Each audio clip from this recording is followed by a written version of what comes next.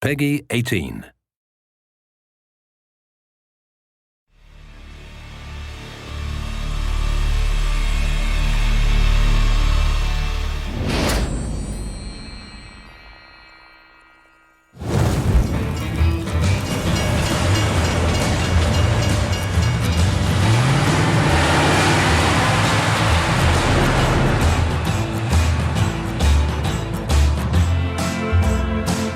The ambition with the cutscenes is to make every single scene interesting enough in itself as something that the player would want to see. You can watch them, you get like an introduction to the level, you understand the characters a little bit more, and then you go on with the game.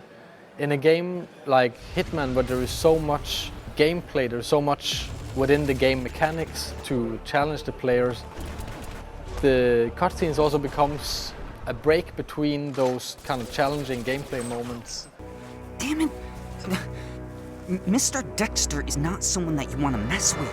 I think cutscenes are getting better and better. They're actually much, much better at using the language of cinematography and of like movie storytelling and making compelling stories and characters. And this is just a natural evolution in games to lean on what we've learned from cinema. We're actually treating it like a classical movie. We're trying always to have like these, really slow dolly moves and shooting from outside the doorway into the room and trying to have this like subtle treatment of it, and it actually works really well. We have like an awesome team of animators and environment artists and lighting and comping and the composers and sound designers. I mean, a lot of people are working really hard on making them. All right, what is it worth to you? Name your price. If they convey a sense of motivation to play the game, and we've taken a lot of care to add that to Hitman Absolution. It's all well and good to be given a task to go and you have to take out a certain target, but if you can apply an emotional reason or a really solid motivation to do that, it just makes it more enjoyable and a lot more fun to play. Now listen to the city. If anyone mentions the girl, you know what to do. I'll call you.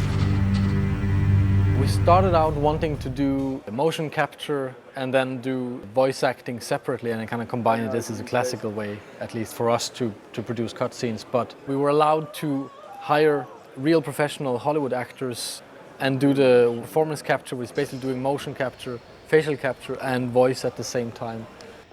Mr. Travis, you know this is my prayer time. This definitely reminded me of making literally a motion picture. And that it's like very beautiful, very clear, and I think that it's a wonderful aspect that they've added to the video game. The basics of motion capture is that we have a series of cameras placed around a room and they record optically these little markers that are placed on actors.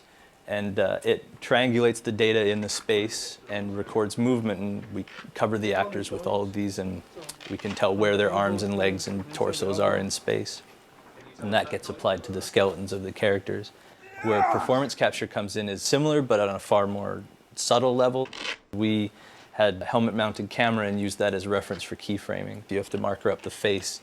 There's a lot of micro movements that get captured, and that goes through a similar process, but it usually requires far more cameras to pick up the smaller dots and the smaller ranges of movement. Also with ours, it required a soundproof studio, which Giant had, where we shot, so we could have the actors' voices synced up with their movement and just get a more believable performance out of them. That was really important to us. Well, I always describe motion capture to people as the most natural performance an actor will ever have in the most unnatural environment.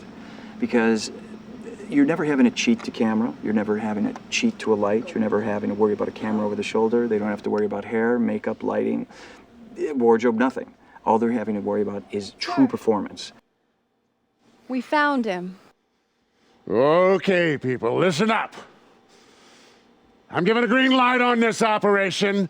I want 47's head on a platter in front of me ASAP! The only way I can describe it is, yeah, you got the 360 because the cameras are everywhere, but you also have this monkey suit on and this silly hat with a camera sitting in front of your face. And so the focus level that it takes is unique within itself, playing a lot of technology that you're pretending is not there.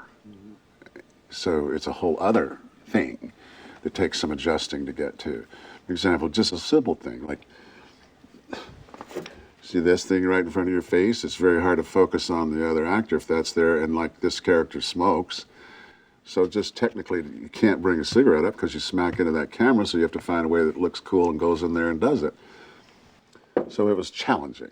The actors did have a lot of good suggestions, and they would say, this feels like out of character, and we'd be like, that's true, and we had a lot of back and forth. So we spent quite a bit of time on working with their voices, on getting a little deeper into the characters, like giving them some layers to the performances. The physicality and the origin of it is very much on the actors' shoulders, but from that point on, the animators' involvement in it shouldn't be really sold short. They add a huge amount of emotion and of physicality and everything to the scene. Wade. I heard you. You want me to snatch some chick? Man's gonna call you, tell you how to find her. There's a convergence where the line between cutscene and gameplay is blurring, and it's a major goal for a lot of AAA games is to have it as one fluid experience and not take the user out of the gameplay and really immerse them in the story and the characters and the universe that we've created.